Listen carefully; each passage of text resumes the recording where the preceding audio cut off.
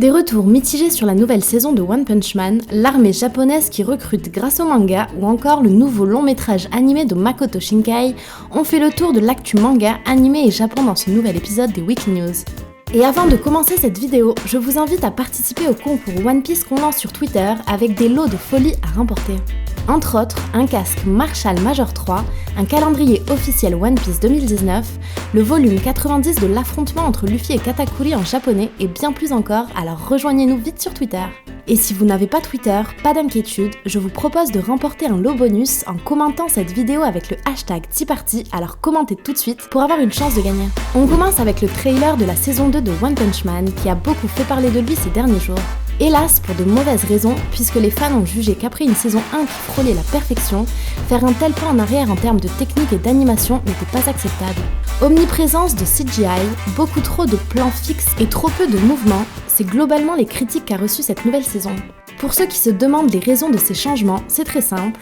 D'une part, l'anime n'est plus produit par Madhouse et il est donc normal d'avoir un résultat différent selon le staff, et d'autre part, Shingo Natsume, qui était en grande partie responsable de la qualité de la première saison, n'a pas travaillé sur la réalisation de cette seconde saison. Le résultat est objectivement moins bon et moins spectaculaire, mais les réactions très critiques sont surtout dues, je pense, à la longue attente qu'il y a eu depuis la première saison et qui a fait naître de grandes attentes auprès des fans. Heureusement, ce lancement assez chaotique fait place à une nouvelle qui fait plaisir, la présence d'Orelsan sur l'opening de cette deuxième saison en featuring avec le groupe Jam Project. C'est la première fois dans l'histoire qu'un artiste français participe directement à l'opening d'un anime et c'est une suite logique pour Orelsan qui avait déjà prêté sa voix à Saitama dans la version française de la saison 1.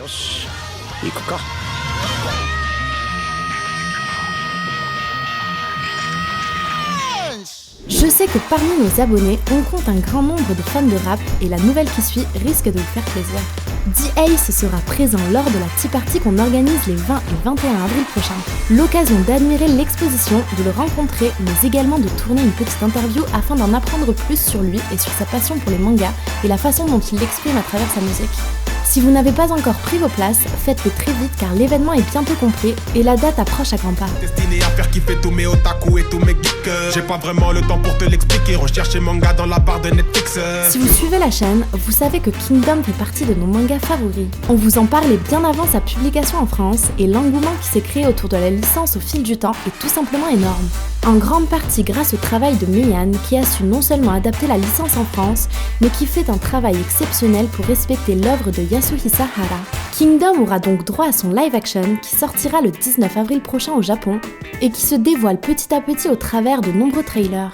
Celui de cette semaine est dédié à Yotanwa, plus badass que jamais, et montre bien la qualité de réalisation du film. Non seulement l'atmosphère de l'œuvre est respectée, mais le travail qui a été fait pour sélectionner le casting est juste exceptionnel. On reconnaît facilement les personnages que les acteurs incarnent à merveille. Rendez-vous le 19 avril afin de savoir si le résultat sera à la hauteur, et en attendant, il n'est pas trop tard pour vous lancer dans le manga, que je ne cesserai jamais de conseiller. Makoto Shinkai est de retour avec un nouveau long métrage nommé Tenki no Ko. L'histoire d'un jeune garçon, Kotaka Morisaki, et de Hina Amano, une jeune fille qui a le pouvoir de changer la météo. Le film s'annonce une fois de plus magnifique et semble être un bon mélange du travail de Makoto Shinkai sur Garden of Words et de Kimi no Na wa. Pour ceux qui l'ignorent, Makoto Shinkai a connu une ascension fulgurante grâce à son film Your Name, alias Kimi no Na wa, qui s'est imposé comme l'un des meilleurs films d'animation ces dernières années. Je vous encourage à aller le regarder car c'est un chef-d'œuvre qui brille grâce à son scénario, son animation, mais également sa bande-son magistrale, interprétée par Radwimps. Et en parlant de Radwimps, ils seront de nouveau chargés de la bande originale pour Tenki no Ko, cette fois-ci, et on peut entendre un extrait de la BO du film pendant le trailer. Tout ce qu'on peut dire, c'est que le cocktail semble une fois de plus fonctionner, mais il faudra encore attendre le 19 juillet prochain pour pouvoir voir le film et se faire un avis. Au Japon, on n'échappe pas aux mangas et aux animés, même quand il s'agit de l'armée. En 2014 déjà, la préfecture d'Ibaraki avait motivé les Japonais à s'engager dans l'armée grâce à un trio de jeunes filles, Hibari, Nobara et Kume, représentant respectivement l'armée de l'air, de mer et de terre. Les affiches ressemblaient d'ailleurs beaucoup plus à des posters promotionnels pour des animés qu'à une campagne de recrutement de l'armée.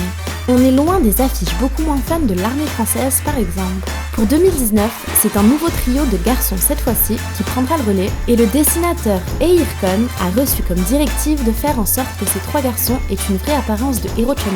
Pas étonnant quand on sait que la plupart des héros de shonen s'engagent et se mettent en danger pour protéger leurs amis et leurs proches. Et le projet est pris très au sérieux puisque la préfecture d'Ibaraki a tout de même fait un communiqué pour expliquer que le trio féminin sera toujours là et qu'ils ont prévu de les faire collaborer avec les 3 nouveaux personnages.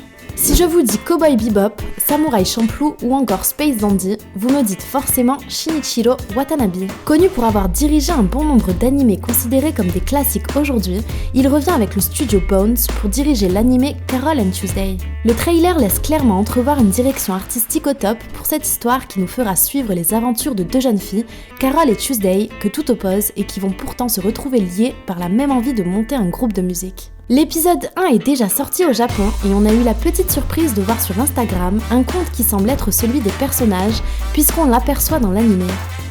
Le post qui célèbre l'enregistrement de leur première chanson a suscité énormément de réactions et ça laisse envisager certaines interactions vraiment novatrices via Instagram. J'attends de voir jusqu'où ils pousseront le jeu. Jump Force accueille sa première vague de DLC et après l'annonce de Seta Kaiba, c'est au tour d'All Might de My Hero Academia de rejoindre le casting des personnages jouables. Son moveset devrait comprendre selon les premières images le Détroit, le Carolina et l'Oklahoma Smash. On ignore encore le 3e personnage qui devrait être annoncé pour rejoindre All Might et Seto Kaiba dans le DLC qui devrait être disponible avant l'été. Et je voulais profiter de cette vidéo pour vous conseiller mon coup de cœur manga du moment qui est Hell's Paradise. Une histoire sombre qui vous embarque dans un Japon médiéval teinté de fantaisie et de mythologie dans lequel on suit Gabimaru, un ninja condamné à mort qui a l'opportunité de voir sa peine annulée s'il rapporte l'élixir de jouvence au shogun. Le seul souci étant que cet élixir, s'il existe vraiment, ce dont on n'est pas sûr, se trouve sur une île mystérieuse et apparemment maudite dont personne ne revient vivant. Les dessins, les personnages, le contexte, tout est vraiment maîtrisé et j'ai particulièrement aimé le rythme qui nous plonge dès les premières pages et sans aucune longueur dans l'univers d'Hell's Paradise. Le premier volume est déjà disponible chez Kazé et le prochain ne va pas tarder à leur passer. On arrive à la fin de cette vidéo. N'hésitez pas à liker, partager cette vidéo et vous abonner pour ne rien manquer de l'actu manga, animé et Japon. Quant à moi, je vous donne rendez-vous très vite pour de nouvelles aventures et d'ici là, portez-vous bien. A bientôt sur le Channel.